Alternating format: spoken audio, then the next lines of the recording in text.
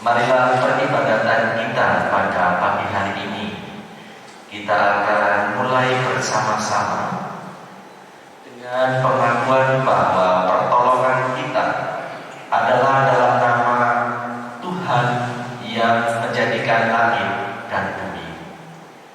Karena itu kasih karunia dan damai sejahtera dari Allah Bapa kita kiranya ada pada saudara sekalian. Amin.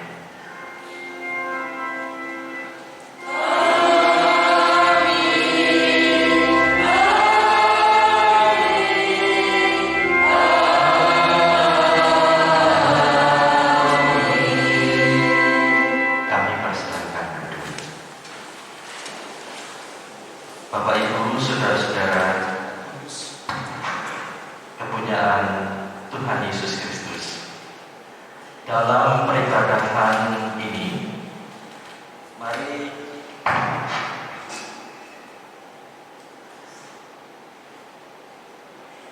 kita bersama-sama akan menerima perintah Tuhan agar kita hidup di dalam misi Allah Bapa, Putra, dan Roh Kudus yang esa. Mari saat ini kita akan mengangkat hati kita di dalam pembacaan Mazmur 119 ayat 129 sampai 136 secara litani. Mazmur 119 ayat 129 sampai ayat 130. Saya yang keluar, Bapak Ibu yang ke dalam. Peringatan-peringatanmu ajaib, bila tersingkat, firman-firmanmu memberi terang. Mulutku mengangakan dan mengaku-ngaku, berpalinglah kepadaku dan kasihanilah aku.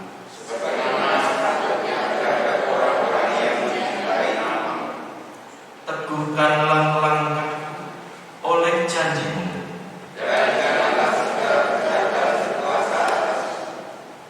bebaskanlah aku daripada pemerasan manusia,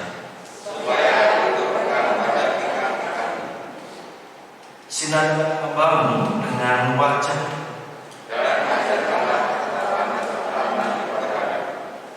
air mataku berlinang seperti air.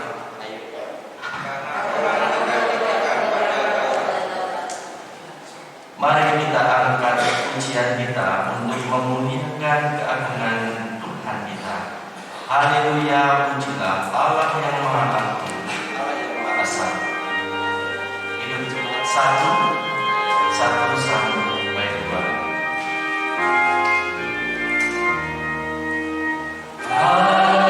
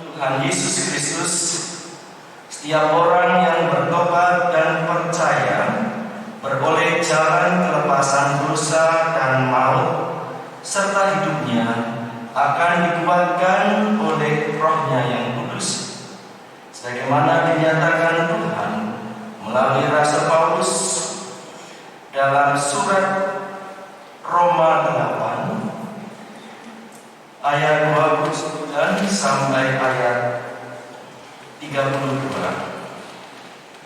Roma 8 ayat 29 sampai 32.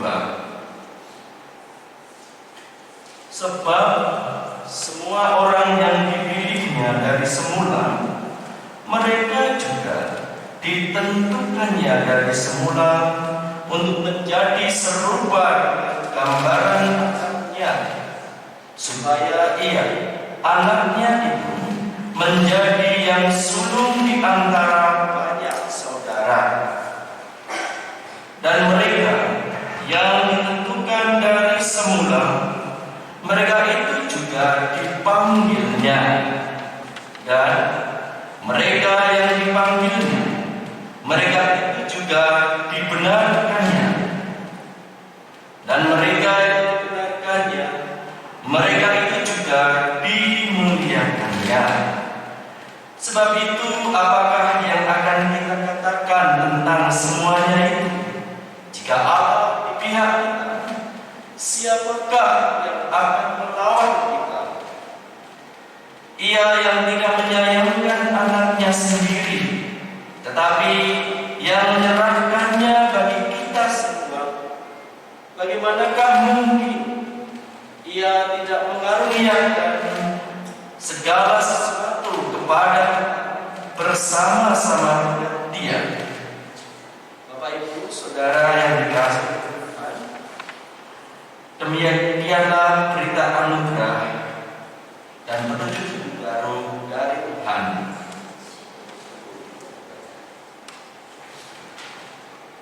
Marilah kita akan memuliakan Tuhan kembali dengan segenap apa yang menjadi buah kehidupan yang telah Tuhan limpahkan kepada kita dari segenap pekerjaan kita. Marilah kita mengucap syukur kepada Tuhan melalui persembahan yang telah kita kumpulkan kepada Tuhan Allah kita, dengan memperhatikan firman-Nya yang demikian. Bawalah persembahan perpuluhan itu ke dalam rumah perbendaharaan, supaya ada persediaan makanan di rumahku. Dan pujilah aku, firman Tuhan semesta alam. Apakah aku tidak membukakan bagimu tingkat langit dan mencurahkan berkat kepadamu sampai berkelimpahan? Mari saudara dikasih Tuhan, kita akan hantarkan persembahan kita dengan hitung pujian 403 bait pertama sampai 2, hujan berkat dan tercipta.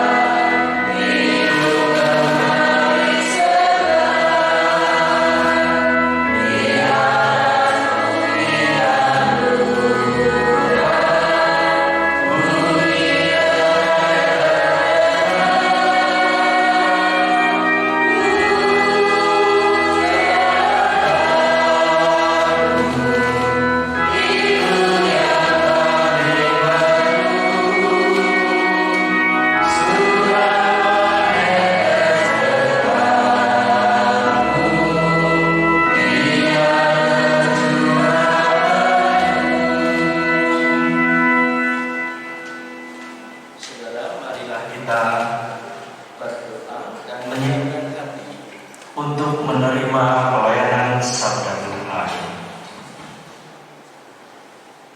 Tuhan, saat ini kami dengan penuh gembira, sukacita, bersyukur, berterima kasih kepada Tuhan di dalam persekutuan peribadatan bersama dengan seluruh umat-Mu di tempat ini.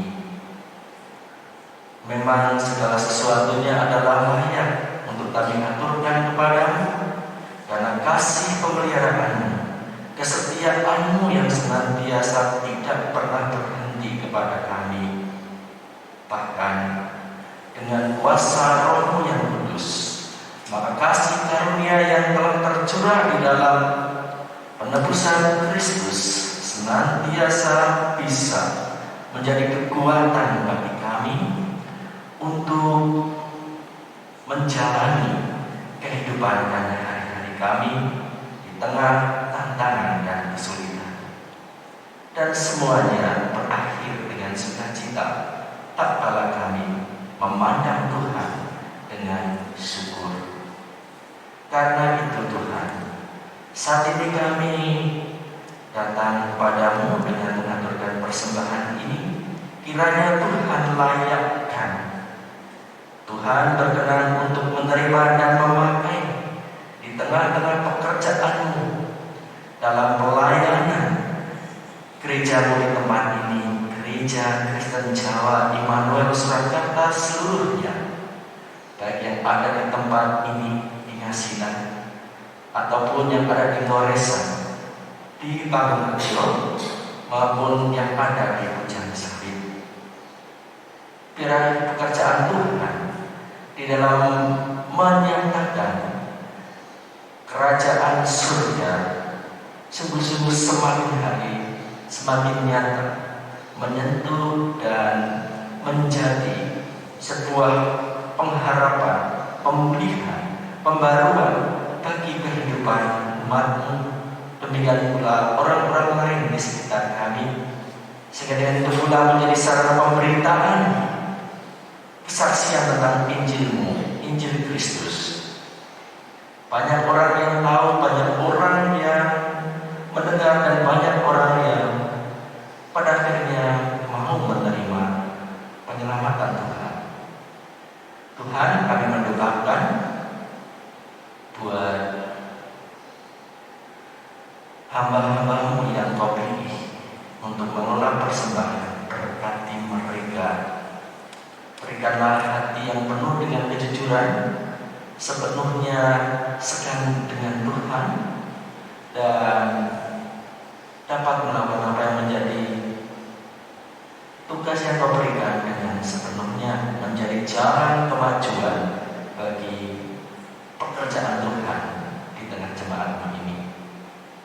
Bapa, ini kami dengan penuh rindu untuk mendengarkan sabda Tuhan yang akan dilayankan sebentar lagi.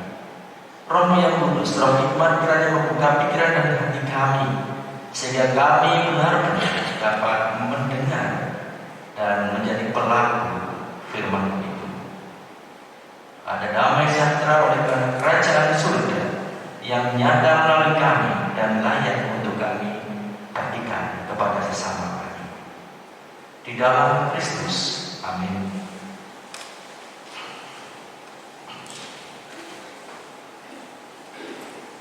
Bapak, Ibu, saudara-saudara yang terkasih di dalam Tuhan,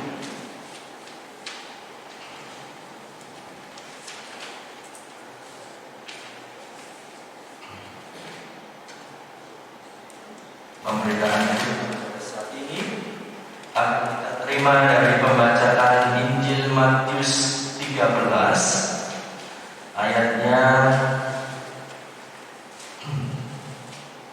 ayat 1 sampai 33, dilanjutkan ayat 44 sampai 52. Perumpamaan tentang biji sesawi dan ragi, perumpamaan tentang harta terpendam dan mutiara yang berharga, serta perumpamaan tentang bukat.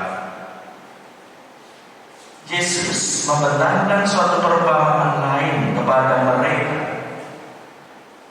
Katanya, hal kerajaan surga itu seumpama biji sesawi yang diambil dan ditaburkan orang di ladangnya. Memang biji itu yang paling kecil dari segala jenis benih. Tetapi apabila sudah tumbuh, sesawi itu lebih besar daripada sayuran yang lain, bahkan menjadi pohon, sehingga burung-burung di udara datang bersarang pada cabang-cabangnya. Dan ia menceritakan perumpamaan ini juga kepada mereka. Hal kerajaan surga itu seumpama ragi yang diambil seorang perempuan dan diadukkan ke dalam tepung terigu 3 sukat sampai kamir seluruhnya. Hal kerajaan surga itu seumpama harta yang terpendam di ladang, yang ditemukan orang lalu dipendamkannya lagi. Oleh sebab sukacitanya, pergi ia menjual seluruh miliknya, lalu beli ladang itu. Demikian pula hal kerajaan surga itu seumpama seorang pedagang yang mencari mutiara yang indah. Setelah ditemukannya mutiara yang berharga, ia pun pergi menjual seluruh miliknya, lalu membeli mutiara itu. Demikian pula hal kerajaan surga itu seumpama bukan yang dilakukan di laut, lalu mengumpulkan berbagai jenis ikan. Setelah penuh, bukan itu pun diseret orang ke pantai, lalu duduklah mereka dan mengumpulkan ikan yang baik ke dalam pasu, dan ikan yang tidak baik mereka buang. Demikianlah juga pada akhir zaman, malaikat-malaikat akan datang memisahkan orang jahat dan orang benar, lalu mencampakkan orang jahat ke dalam dapur api. Di sana akan terdapat ratapan dan kertakan gigi. Mengertikah kamu semuanya itu? Mereka menjawab, ya, kami mengerti. Maka berkatalah Yesus kepada mereka, karena itu setiap ahli Taurat yang menerima pelajaran dari hal kerajaan surga itu seumpama tuan rumah yang mengeluarkan harta yang baru dan yang lama dari perbendaharaannya. Demikianlah Injil Kristus. Berbahagialah setiap orang yang mendengarkan firman Tuhan. Haleluya.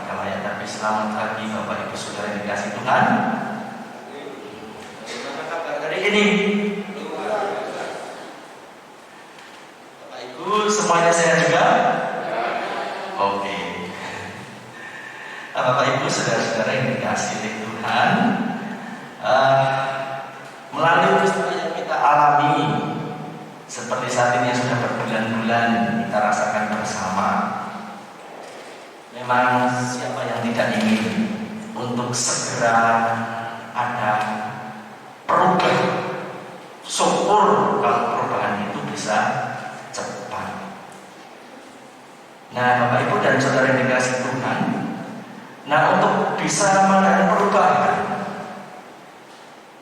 ada banyak sikap yang dilakukan oleh orang-orang, termasuk kita sebagai orang-orang Kristen. Kita sebagai orang Kristen,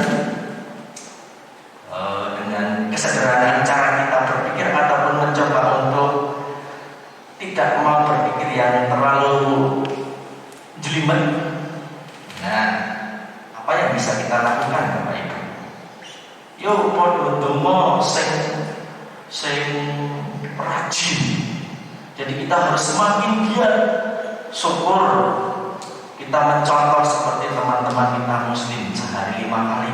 Biar apa? Biar penyakitnya bisa disingkirkan. Salah apa benar, Bapak Ibu? Baik, jawab aja. Itu baik. Baik. Tapi persoalannya Bapak Ibu, sejak Januari sampai sejak Februari ya, sampai sekarang, tentunya Bapak Ibu kalaupun bicara tentang doa yang harus semakin tekun, sudah melakukannya semua ya Bapak Ibu. Lah kok malah tiba-tiba ada informasi di Solo khususnya wabah semakin bertambah. Lah, apakah ada yang salah dengan doa kita, Bapak Ibu? Bapak Ibu, saudara-saudara yang dikasihi Tuhan, usut masalahnya. Ketika pemerintah dari cara yang pertama,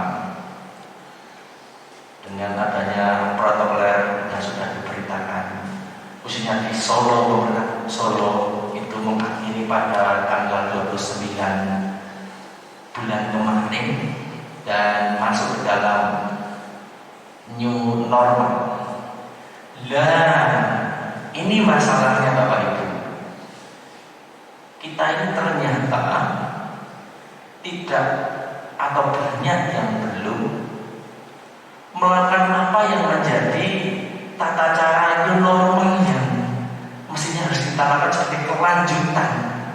Dipikir kalau ini selesai berarti selesai, berarti sudah ada pemulihan. Nah, pada akhirnya yang terjadi luar biasa. Yang kena tidak hanya masyarakat tetapi tenaga medis pun juga kena. Nah, kalau sudah begitu kita mau apa? Di sini kita melihat tampaknya dengan proses yang berjalan dalam sebuah peristiwa kesulitan, persoalan yang berat, dan di satu sisi ada harapan untuk ada pemulihan, ada pembaruan dan sebagainya. Terkadang kita sebagai manusia berpikir terlalu menyederhanakan. Oh, saya yakin banget dengan iman ini sudah pasti bisa. Dan setelah ada rambu-rambunya muncul, lepas. Nah, justru itu Bapak Ibu akhirnya tidak bisa membawa perubahan apapun. Justru sebaliknya bisa semakin berbahaya seperti saat ini. Jadi tidak salah, tepatnya yang kita lakukan dengan doa sudah benar. Tetapi doa itu mestinya menjadi sebuah inti dari proses niatan baik kita untuk melakukan hal-hal yang benar, sehingga pada akhirnya kalaupun ada harapan perubahan itu betul-betul bisa sedikit banyak tercapai. Syukur betul-betul semuanya tercapai. Nah, Bapak Ibu dan Saudara dikasihi Tuhan, oleh karena itu kita di sini diajak untuk bersama-sama belajar di dalam keimanan kita agar hidup dalam visi kerajaan surga, visi kerajaan Allah yang benar. Visi kerajaan Allah, kerajaan surga adalah panggilan hidup kita setiap gereja, orang Kristen, pribadi-pribadi. Nah, kerajaan surga atau kerajaan Allah itu sudah jelas bagi kita. yaitu damai sejahtera di bumi. Wujudnya bisa namanya orang damai, orang sejahtera, ya bisa kita merasakan sebagai sebuah kesehatan, bisa kita memaknainya sebuah kecukupan di dalam kebutuhan hidup kita, ataupun bahkan sebagai rasa kehidupan bersama, yaitu rasa aman, rasa tentram, ada sukacita bersama-sama. Nah, tetapi Bapak Ibu, dengan persoalan yang seringkali menjadi kelemahan kita, dengan cara berpikir manusia yang cenderung untuk menyederhanakan segala sesuatu hanya dengan satu persoalan saja, meskipun itu seakan-akan memang atas nama hal yang baik atau benar, tetapi tidak ada wujud yang nyata sebagai satu proses yang harus mau dijalannya, maka pada akhirnya apa yang namanya sehat, apa yang namanya kecukupan, apa yang namanya rasa aman, itu sebetulnya nonsens. Seperti tadi, ketika kita sakit ingin segera pulih, dumone biasanya tidak pernah dumo, karena sakit tiba-tiba rajin dumo. Nah, dan pikir kalau sudah dumo cukup, nah betul sudah sembuh. Nah hebat dumane, pikir itu sudah begitu. Atau ketika kita bicara tentang kecukupan, kadang kita merasa terlena, tak perlu khawatir karena ada warisan. Toh nanti orang tua kalau sudah tidak ada, bagi-bagi warisan lumayan. Atau Bapak Ibu dan Saudara dikasih Tuhan, mungkin di sini juga kita bisa melihat adanya orang yang mengandalkan tentang ijazah. Wah, kalau ijazahnya bisa sampai perguruan tinggi, wah, pasti nanti akan mendapatkan pekerjaan yang baik. Ada banyak sarjana dengan ijazahnya yang bertumpuk-tumpuk, tetapi juga tidak bisa mengerjakan apa-apa yang baik. Kalah sama lulusan SD atau SMP tidak lulus pun kalah. Karena hanya terlena dengan itu, Bapak Ibu. Atau ketika kita bicara tentang rasa aman, cenderung kita melakukan sikap yang bersifat individual. Bicara tentang rasa aman, tidak dirusak atau tidak akan dimasuki oleh maling, tidak dirugikan, rampok, maka dia membuat tembok yang besar, tebal, dan tinggi. Bahkan kalau perlu dikasih kawat duri dan dialiri listrik. Nah, tidak hanya itu saja mungkin Bapak Ibu, mungkin juga akan dilengkapi dengan satpam dan anjing yang galak. Kurang apa itu? Amankah Bapak Ibu? Kecukupankah? Dan benar-benar bisa merasakan sehatkah?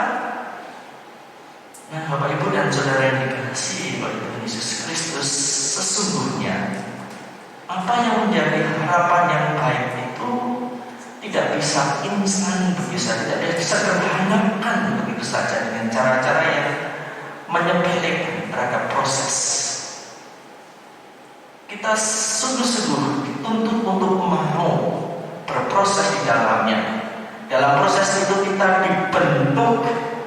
Dengan pembentukan itu pada akhirnya kita akan memiliki suatu karakter, suatu kondisi. Karena pembentukan akan mengkondisikan seseorang menjadi sesuatu yang berkualitas. Maka bicara tentang kesehatan, mustahil sejak muda tidak pernah berolahraga, setelah sampai tua merasakan sakit, hanya beberapa kali jogging bisa sembuh mustahil. Hanya karena ramuan yang di berita-berita itu dicoba langsung sembuh mustahil. Karena tubuh memerlukan perhatian, kekuatan sejak awal. Dan ketika kita mau melatihnya, ya pastilah dia tidak hanya sekedar sehat, dia akan awet hidup, umurnya panjang. Demikian juga bicara tentang kemakmuran. Tanpa dia mau berproses belajar tentang hal bekerja menyelesaikan tanggung jawab yang kecil, tentu itu juga tidak akan mampu untuk menjamin seseorang bisa mendapatkan dampak kehidupan yang layak. Sama halnya dengan rasa aman Bapak Ibu, justru dengan sikap individual tadi, dia hanya berlindung dalam kondisi yang semu. Dia justru menjauhkan diri dari orang-orang yang lain. Dia mungkin justru semakin memberikan rasa takut bagi orang-orang yang lain. Pada rasa aman itu mesti dikerjakan dengan saling berrelasi. Dengan berrelasi pada akhirnya bisa saling mengenal dan muncullah rasa tanggung jawab, rasa percaya dan mempercayai, bahkan bisa saling berbagi, sehingga disitulah rasa aman dan nyaman itu akan terjadi. Termasuk dalam hal ini persoalan-persoalan lain di dalam kehidupan kita, di dalam keluarga kita, di dalam kehidupan berjemaatnya, di dalam kehidupan bermasyarakat, di mana kita seringkali menghadapi situasi yang pelik sebagai minoritas. Ya. Oleh karena itu di dalam Injil Matius 13 ayat 31 sampai 33, dilanjutkan ayat 24 sampai 52, melalui 3 atau 4 perumpamaan yang Tuhan berikan. Nah, di sini sesungguhnya kita dididik untuk melihat perkara-perkara yang penting, di mana itu menjadi cara kita untuk siap dan bersedia untuk berproses mewujudkan tanggung jawab kita di dalam hidup oleh visi, oleh misi kerajaan Allah itu. Kita tidak akan mungkin untuk menyatakan keselamatan, kita tidak akan mungkin untuk bisa mewujudkan damai sejahtera ketika Bapak Ibu dan Saudara dikasih Tuhan, kita yang pertama, kita tidak bisa melihat atau menilai hal yang kecil sebagai suatu hal yang berharga. Seperti biji sawi. Yang jelas kalau kita lihat gegernya ketika dia tumbuh sudah besar, dia mampu untuk bernaung, bagi hewan lain untuk bersarang di situ. Wah, kita mungkin merasa wah luar biasa sawi itu. Tapi apakah kita juga berpikir jauh ke belakang, sawi itu tumbuhnya bagaimana? Dari yang kecil, benihnya sangat kecil, tumbuh tentunya menjadi kecaman yang sangat lemah. Tetapi dia mau berproses dalam kehidupannya. Bahkan dari ladang pertanian dia diolah oleh yang mempunyai. Dia mau untuk diproses, dibentuk, akhirnya dia menjadi pohon sayuran yang besar dan kuat. Jadi kita harus mau berproses dengan menghargai perkara yang kecil. Bukannya yang kecil tidak akan mampu untuk melakukan yang besar. Pohon sawi telah menunjukkan pelajaran itu. Yang kedua, Bapak Ibu, kita diberi pelajaran dengan bahwa segala sesuatu itu mestinya harus kita sadari sebagai suatu kenyataan. Ada harga yang harus dibayar. Terkadang dalam hidup kita, untuk mewujudkan kebaikan bagi hidup kita ataupun sesama kita, kita selalu diperhadapkan dengan hitung-hitungan, dan itu terkadang cenderung untuk bersikap egois. Ketika kita harus berbagi, mungkin kita berpikir dalam limpah kita enak saja, aku yang bekerja keras itu kok tinggal minta saja. Ini sudah salah, ini sudah rusak. Belum lagi dia kalau dia tahu tak kasih, dia tahu berterima kasih kalau tak beri. Nah kalau tidak, wong mau berbuat baik kok nggak ada mikir begitu baik ya baik. Nah kalau baik, kemudian akhirnya ada buntutannya begitu, jelas dia tidak baik. Yang jelas kita memberikan dengan ketulusan dan didorong oleh pengharapan. Saya memberi semoga engkau menjadi baik. Itu lebih baik karena ada doa di situ. Di muka-muka sing apik. Bukan kemudian berpikir negatif tentang orang yang harus kita tolong. Oh, namanya orang ditolong itu selalu ada kekurangan, kelemahan. Kalau dikocek tidak ada habisnya. Kapan kita mau jadi nolong? Yang berikutnya, Bapak Ibu dan Saudara yang dikasihi Tuhan, kita diajak untuk berpikir agar bisa menyatakan kerajaan surga itu melalui perumpamaan, bukan. Yang jelas, kalau kita itu nanti dianggap menjadi hal yang baik, pasti akan dikumpulkan ke tempatnya yang baik. Kalau tidak, itu pasti akan disingkirkan, dibuang. Nah, oleh karena itu Bapak Ibu, di dalam kita berproses dalam kehidupan kita, di dalam menyatakan kerajaan Allah, mestinya kita tidak usah banyak berpikir yang terlalu aneh-aneh tadi. Baik bersedih, yang penting dasarnya firman Tuhan, kebenaran Tuhan. Perkara orang lain itu mau aneh-aneh silahkan, tetapi kita tidak, kita tetap konsisten. Nah, disitulah nanti ketika saatnya kita dikumpulkan, kita akan menjadi bagian orang-orang yang baik tadi. Oleh karena itu sekali lagi kita tidak boleh menghindari dari namanya proses. Nah, ini bisa kita terapkan di dalam kehidupan kita sehari-hari. Kalau tadi tentang pekerjaan, keluarga pun juga sama Bapak Ibu. Kadang-kadang kita ya wajar suami istri bisa saja berbeda, bahkan sangat nganyel gitu bisa saja. Nah, ketika kita berpikir dengan keegoisan kita hanya dengan melihat rasa sakit itu sendiri, maka komitmen kita yang sesungguhnya belum pernah diikrarkan itu akan hilang begitu saja tanpa makna. Dan hati-hati ketika hilang tanpa makna, pada akhirnya kita juga akan salah langkah di dalam mencari solusinya. Kebanyakan orang kalau sudah merasa sampai puncaknya tentang masalah keluarga, itu yang diajak omong-omong malah justru bukan suaminya atau istrinya langsung dijak omong apik-apik, atau juga melibatkan orang-orang yang mungkin bisa dibawas baik benar untuk bisa ikut berpartisipasi mengadakan pemulihan. Tapi yang dituju justru yang lain, dan itu akan sangat membahayakan. Bisa kawannya kalau dia punya motivasi ya kita malah dimanfaatkan.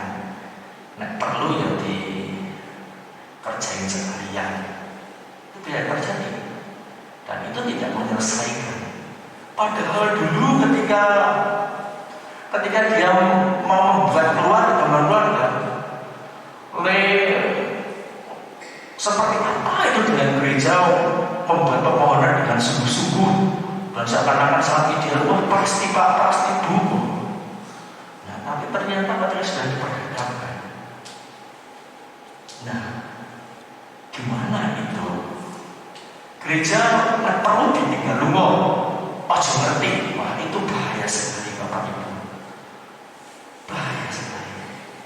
Jangan lihat gerejanya, jangan lihat orang-orangnya. Lihatlah Tuhan sebagai kepalanya. Kepala kita juga karena kita adalah gereja. Tuhan sangat tahu, sangat peduli ketika kita mau datang kepadanya. Dan pasti walaupun harus berproses sedikit lebih sakit, tetapi akan ada akhir yang baik. Nah, oleh karena itu Bapak Ibu, banyak hal yang sebenarnya bisa kita lakukan untuk persoalan ini, mewujudkan kerajaan surga di tengah-tengah kehidupan kita ini. Mari kita pandang dan hidup senantiasa di dalam misi Allah, menghadirkan kehidupan yang penuh dengan kesehatan jasmani rohani, menghadirkan kehidupan yang penuh dengan rasa makmur, kecukupan secara jasmani maupun rohani. Demikian juga menghadirkan rasa aman, tentram secara jasmani dan rohani, di mana antara Allah dan diri kita dan umat senantiasa ada satu kesatuan yang sebetulnya harus berjalan secara bersama secara indah, dan pada akhirnya akan juga menghadirkan berkat-berkat sebagaimana itu menjadi bagian hidup kita. Selamat berpelayanan, selamat hidup di dalam visi dan misi kerajaan surga. Tuhan memberkati kita semuanya. Amin. Mari kita bersatu.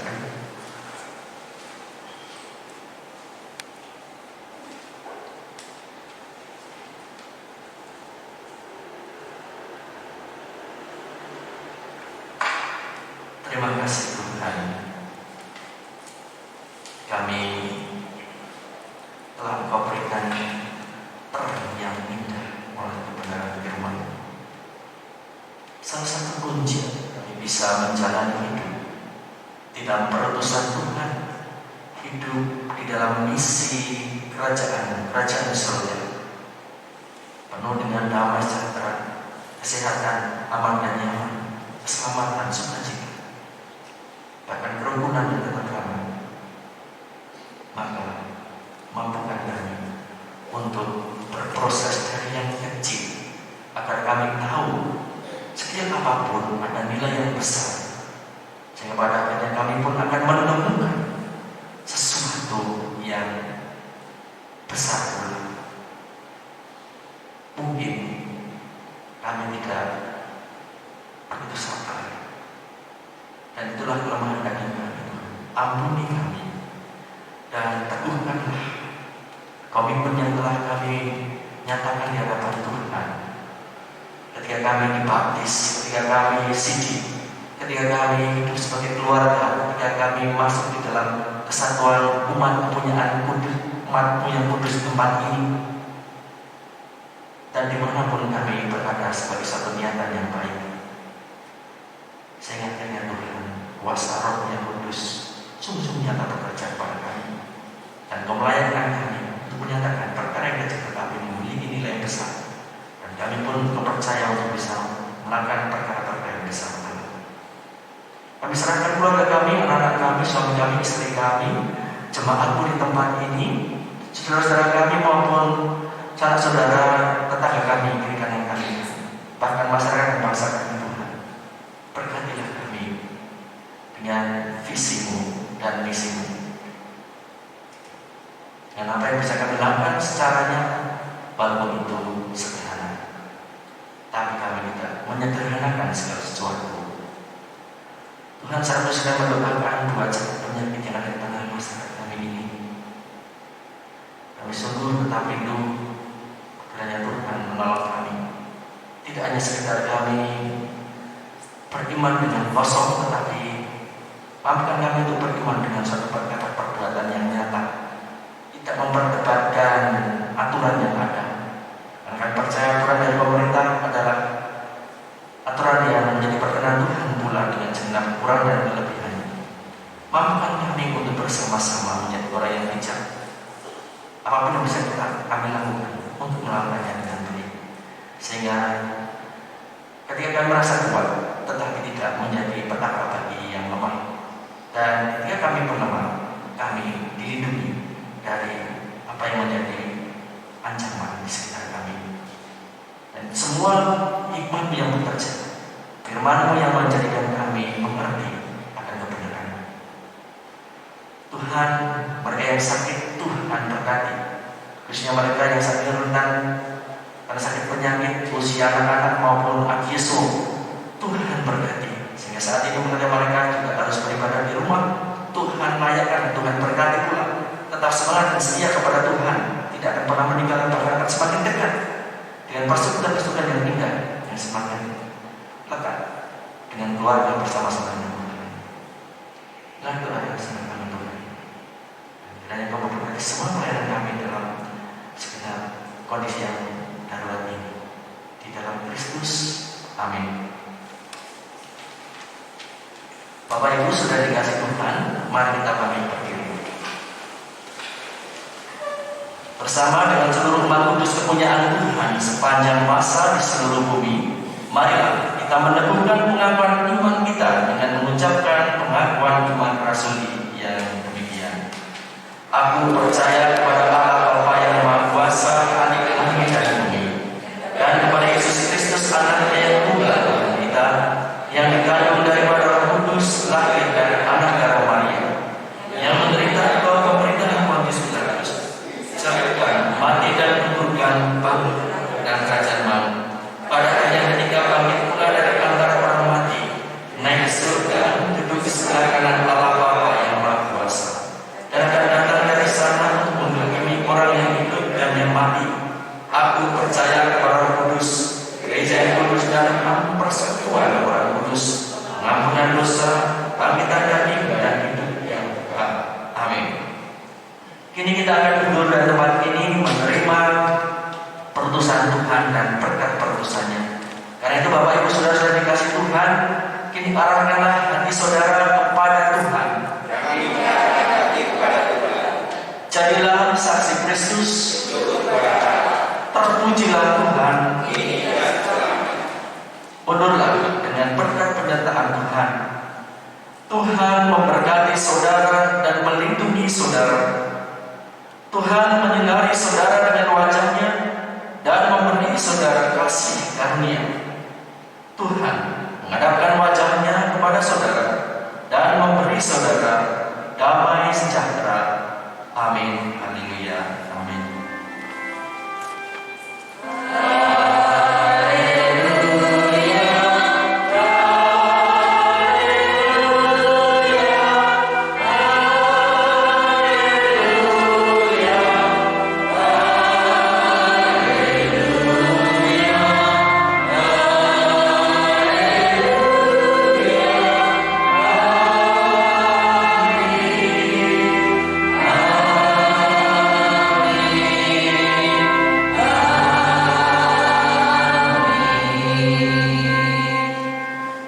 Membawa berita pada dunia dalam gelar Hidup Jemaat 426 ayat pertama.